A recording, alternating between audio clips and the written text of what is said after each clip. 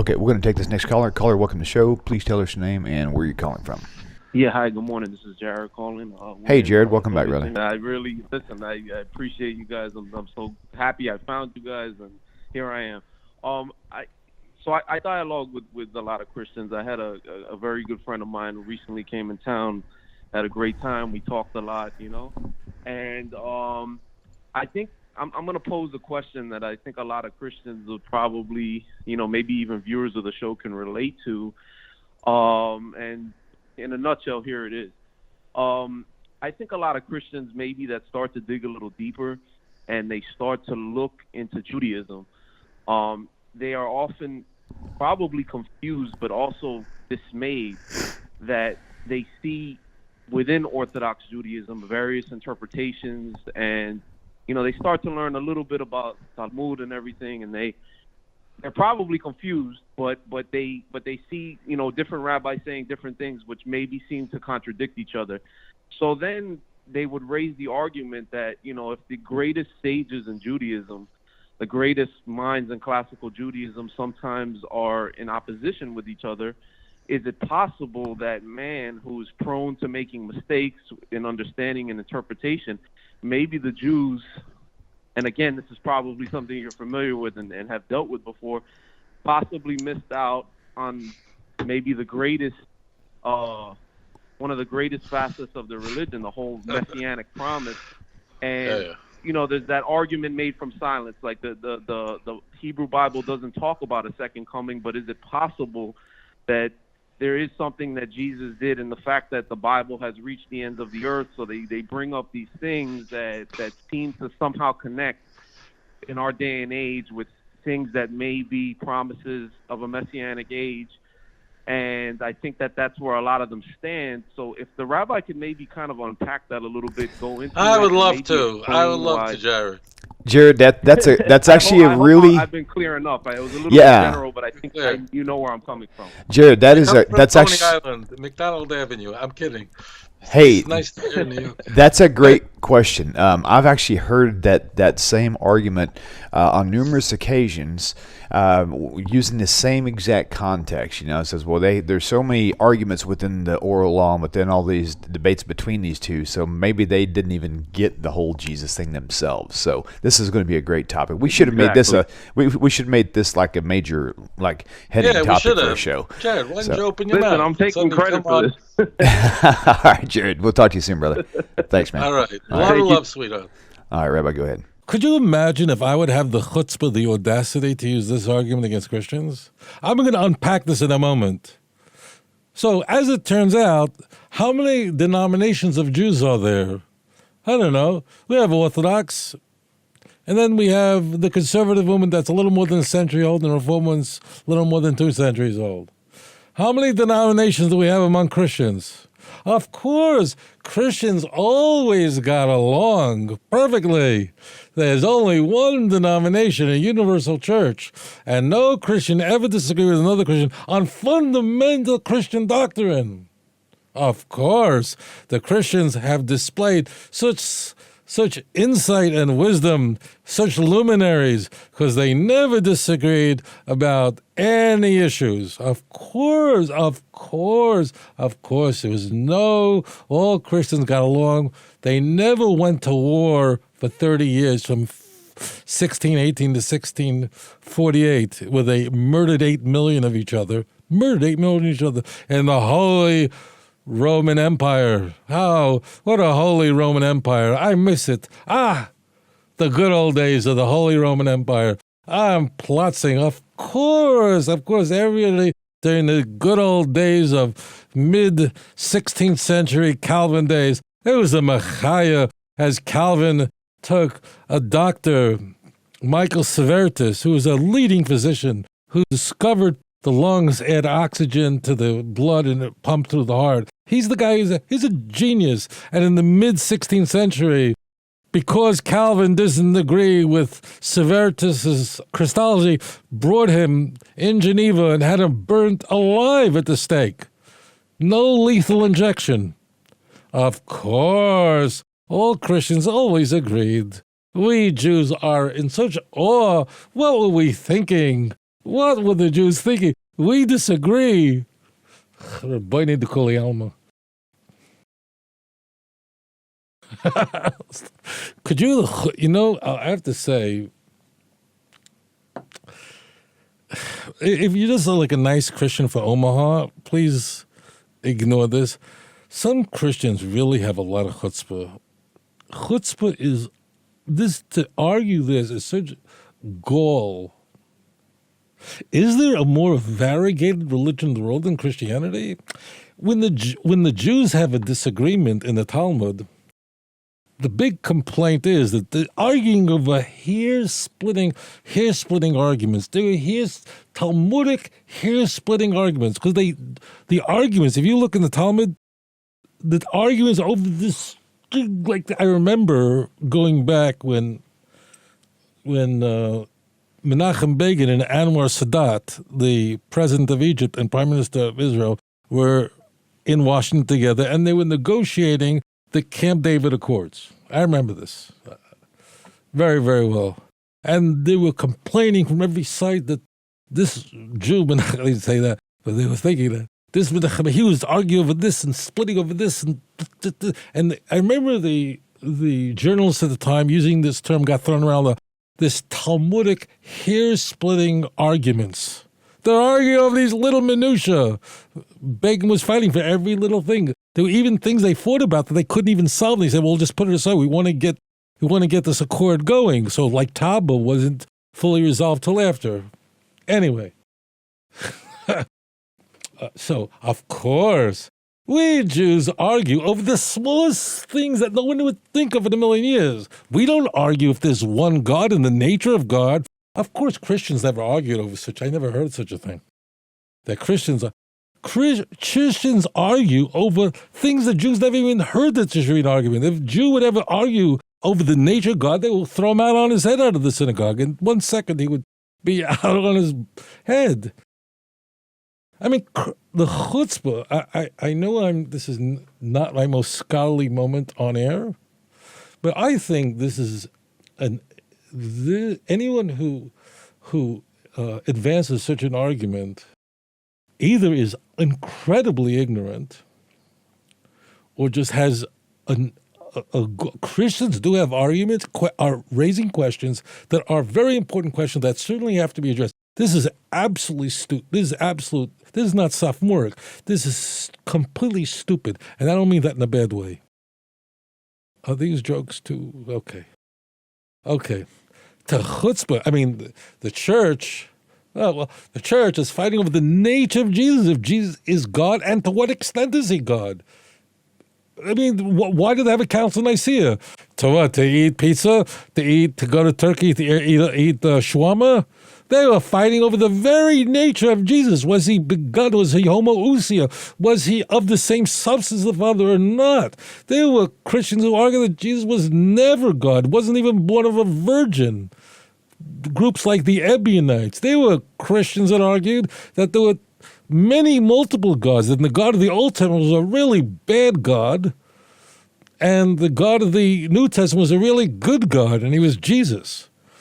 There were Christians who argued somewhere in between. There were Christians that argued a modalism, that Jesus and God were the same, and there wasn't even a distinction of persons. These were big, big issues. This is not some group in the middle of Utah like this in Salt Lake City. These were massive arguments that went all the way to Rome, to the Bishop of Rome. We have these arguments, not on the word of their interlocutors. This is all Christian sources. They sure ain't making this up. Incidentally, Paul, our good friend, the great luminary of the Jewish people, all of his letters are basically a fight between him and fellow Christians over Christology. I mean, big things like, do you have to get circumcised to be a Christian or not? Well, I'm going to use the word Christian because that's what the term we use today. It's not a word that is found very much in the New Testament. We're just using words that we're all comfortable with. Okay, I mean, what is Galatians when he writes his letter? Galatians, a very important work, written in the mid-50s. Here's who bewitched you, Galatians. That means who made you stupid, idiots. And who is he talking about? He's talking about fellow Christians. And in Galatians 2, he's talking about Peter was a big fat hypocrite. And he said he's the foremost number one apostle, and he has a direct from Jesus Christ, you don't, and therefore what I say is what matters. Look, this is all stupidity. Christians are normal Christians who would never raise such a ridiculous argument. Am I having a fit on air? If I am, I'm sorry. No, I think normal. I hope that normal Christians would never appeal to such drivel as an argument, because we never argued about the fundamental principles of the Jewish faith. Is there one God or never? Never. Let me tell you something. I comment on one last thing, and then I'm going to go to the heart of the matter. Got to get this off my chest. I have mentioned often about the nasty things the patristic father, that the church fathers said about the Jews. They were all anti-Semites, some worse than others. All of them right down the line. Ignatius up, they were all, any one of them would have only be able to get membership in the Ku Klux Klan. But I will say this, that they said even nastier things about each other.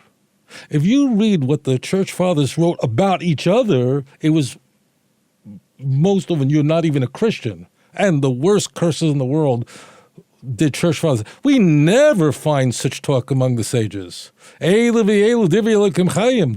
record any dissenting opinion, and our position is that although we go with one opinion, each opinion has important validity in that we can learn something monumental from it. I want to now go to the point. Okay, so now I got it off my chest, and let's talk to the point. As it turns out, there are two big similar charges that are levied against the Talmud. Talmud is the largest body of literature from the ancient world. It's just a massive tome of Jewish law, exegesis, Haggadah, events, interpretation. This is massive.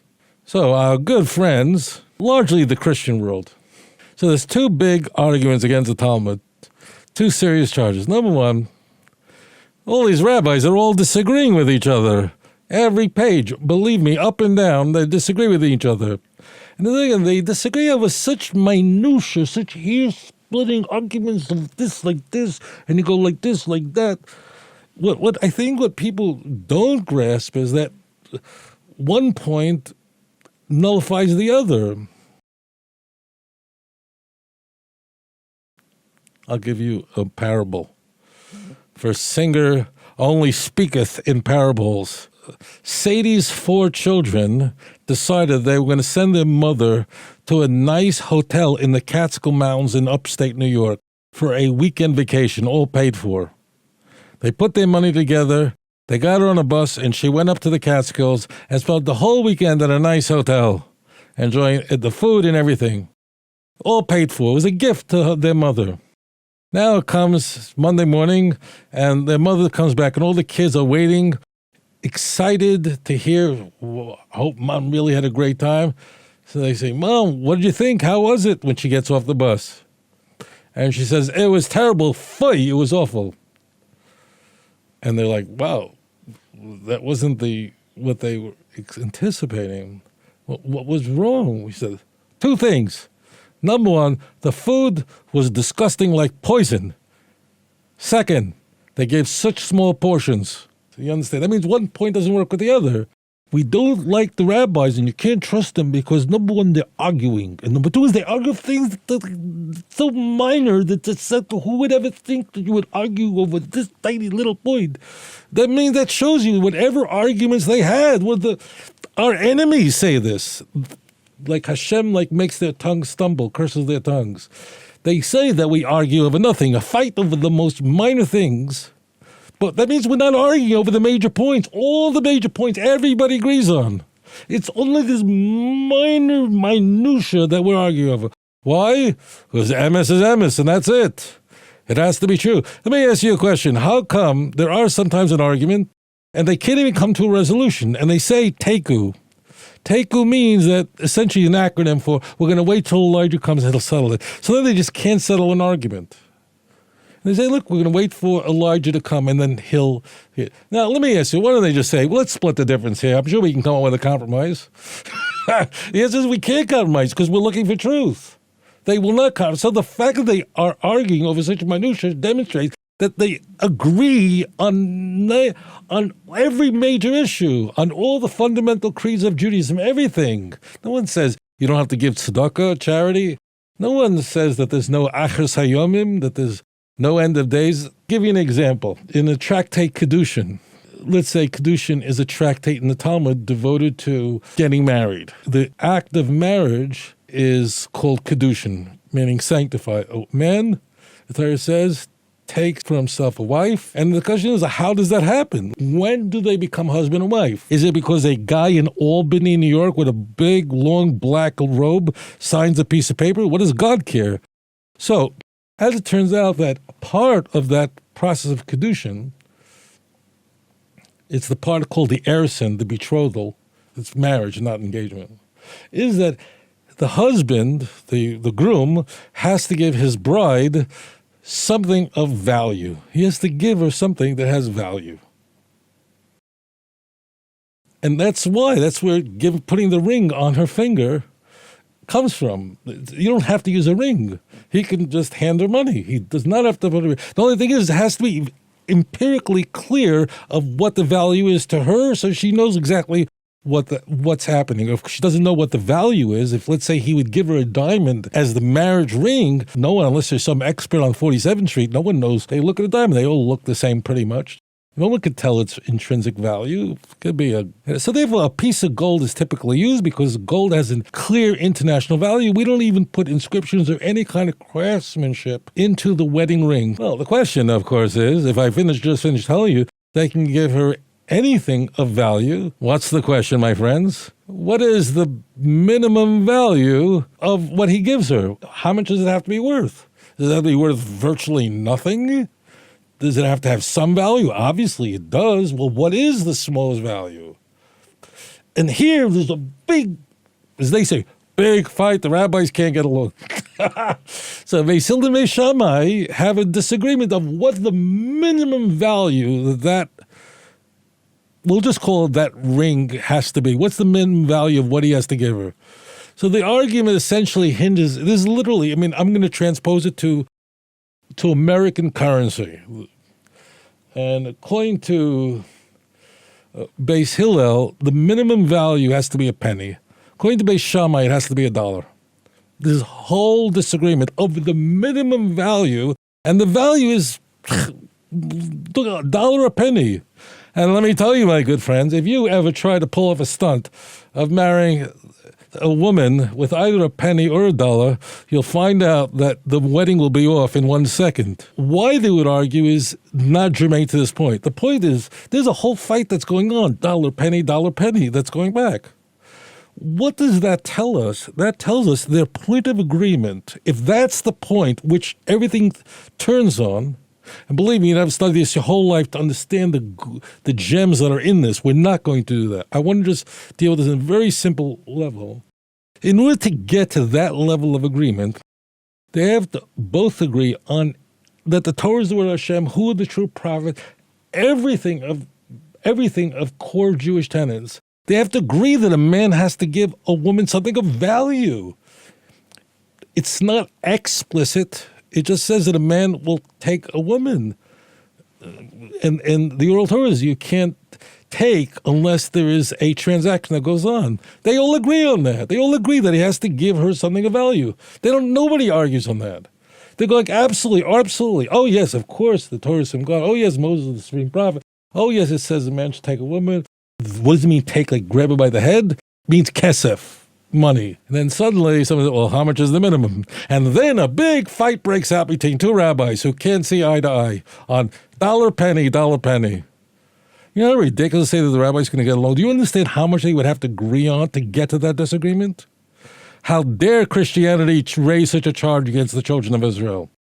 We disagree on issues that are so minor in the Talmud that most people look at it and go, what are they arguing? Just split the difference into 50 cents and go home. And we can't do it. Why? Because we're dealing with truth, God's truth. And you can't compromise on God's truth. Can't. You can't, because we're looking for truth. We're not looking for a compromise. We have to know what is the emes. What is the truth? So therefore, these two charges, these two indictments, serious indictments against our sacred literature, the Talmud, that the church loves to raise, unless they're going to borrow from the Talmud to defend Christianity. Then they love the Talmud, they're kissing the Talmud, they're going on honeymoons with the Talmud. The reason why the argument over the penny dollar, this is one of 100 reasons why this is very important, would be that if their argument hinges on the penny or the dollar, what's their point of agreement? According to everybody, anything $1 or more is good, is kosher. A penny or less is treif, is not acceptable. So there's the answer. The chutzpah of the church, the chutzpah of Esav, the mouthpiece of Esav. That's why Yitzchak knew that Hakol Kol Yaakov, this is the voice of Yaakov. It's the way Yaakov spoke. Thank you for that question. Adon olam asher malach b'terem kol יציר נברא לעת נעשה בחפצו כל אזי מלך שמו נקרא ואחרי ככלות הכל לבדו ימלוך נורא